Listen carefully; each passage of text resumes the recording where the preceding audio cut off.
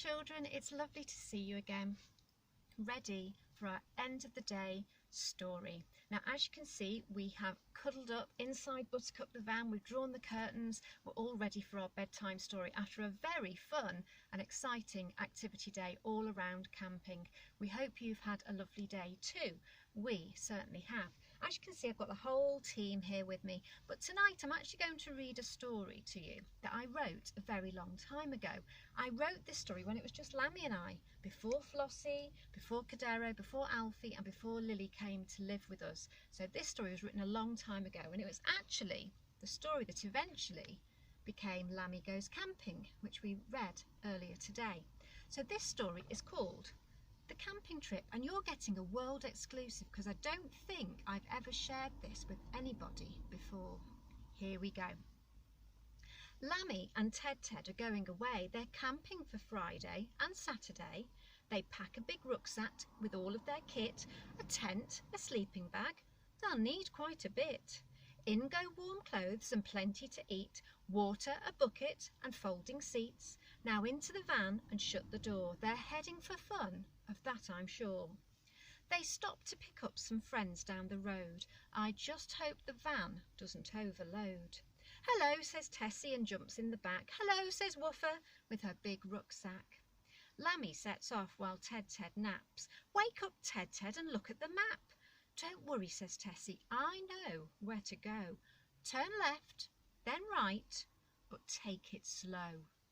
At last they arrive at Bluebell Wood. It's been nice and dry and there's not much mud. Lammy and his friends set up their camp. They put up their tents and turn on their lamp. We'll need some firewood, Lammy said. We'll go and get some, replied Ted. Woofer set off with a run and a skip. Her favourite thing was looking for sticks. Lammy had some jobs to do. He peeled the veg and filled the water bucket too. And then he sat down to read his book when he heard a noise and the ground around him shook. What's that? Lammy cried, and he jumped in the van. I hope it's not something that likes to eat lamb. He peeped out into the gloomy night and got the most horrific fright. There in front of him, what did he see? Something awful, as big as can be. Its skin was green and horribly slimy, and it had 6 eyes which watched him slyly. I must be brave and get rid of it. I'll have to chase it with a stick. But just then Lammy had another plan. He remembered the bucket of water by the van. Lammy picked it up and threw it across and watched as it splashed with a great big splosh. And something happened that was very weird.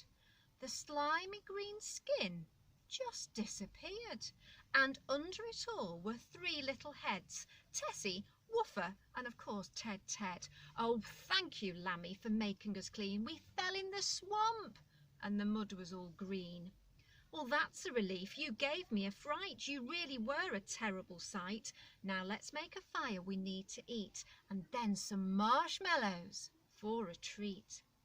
And so the friends sat around the campfire, eating their food until they were tired. They put out the fire, then crept into bed. I can't wait for tomorrow, Lammy said. The end. And we can't wait for tomorrow either, because our camping trip will continue. We hope you've had a lovely day and we'll speak to you soon. Night night, take care everybody.